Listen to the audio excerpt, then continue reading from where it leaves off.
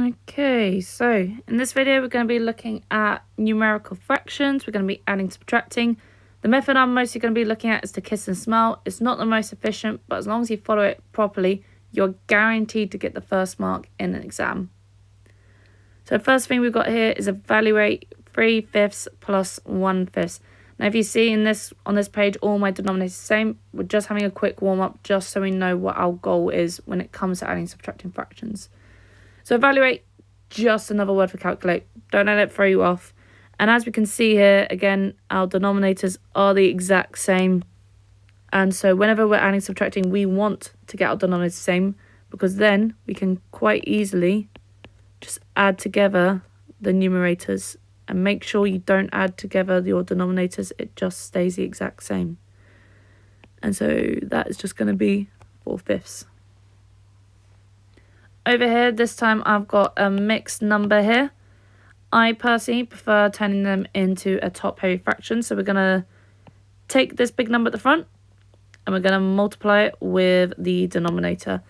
So we do 2 times 4, and then we add on the end the original numerator. And that all goes over 4. And I'm just going to have that take away 3 over 4 just on the end there. So 2 times 4 is 8, add the 1 gives me 9, so I've got 9 over 4, take away 3 over 4. Again, I can now just bring the tops together, like so, to give me 6 over 4. Now make sure you don't go, yep, done it, and move on. Take a look, both of our numbers are even, so that means I can definitely divide them both by 2. Always simplify, even if it doesn't say so. So 6 divided by 2 is going to give me 3 over 2.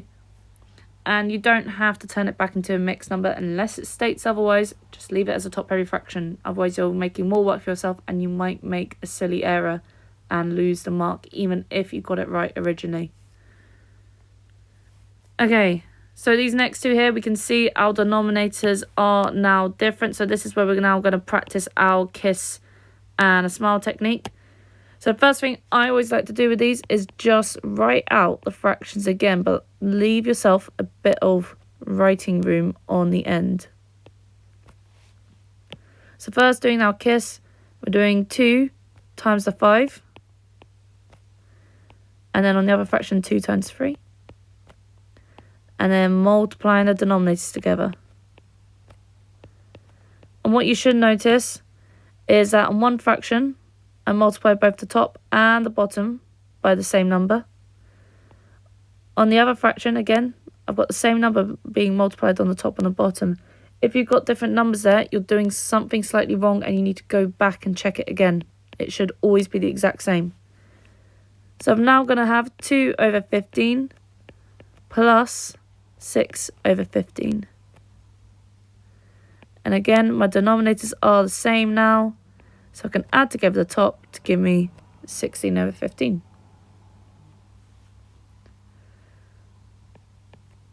Again, here in this question, I've got a mixed number, so I want to turn it top heavy. So I'm going to take the big number on the front, multiply it by the denominator, and add on whatever was originally on top. So that's now going to be 13 over 10, take away 5 over 9. So again, now that I'm ready to do my kiss and smile, I'm just going to extend my fraction line, writing out the same thing, just giving myself space to put the numbers in. So I'm doing 13 times 9, 5 times by 10, and then multiplying the bottoms together. And again, what we should see is that on one fraction, both the top and the bottom is being multiplied by that 9. On the other fraction, both the top and the bottom is being multiplied by 10. So 13 times by 9 is going to be 117 over 90, take away 50 over 90. Doing that subtraction, we should now get 67 over 90. And I'd make sure I spend a bit of time making sure that I definitely cannot simplify it. And in this case, I can't, so that is my final answer there. Okay, last two examples. If you're starting to feel a bit more confident, recommend just pausing this video, having a go at it yourself. So again, I've got this 3/8, take away 1/6. So writing out my fractions again, just giving myself space to put my multiplications in. So I'm doing 3 times 6, 1 times 8, multiplying the bottoms together. So now I'm going to have 18 over 48, take away 8 over 48, which just gives me 10 over 48. Again, I can look here, I can see they're both even, so I can definitely divide them both by 2.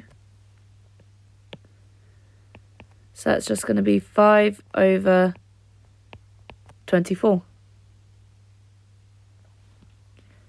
Next one, we've got 5 2/3 plus 2 1/4. Again, we're going to turn them into top heavy, so take the big number, multiply it by the denominator, add on the original numerator.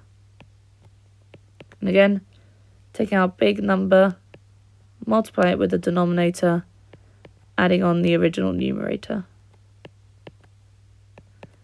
So that's now going to be 17 over 3 plus 9 over 4. And now we do our kiss and smile in order to get our denominators the same. So 17 times by 4, 9 times by 3.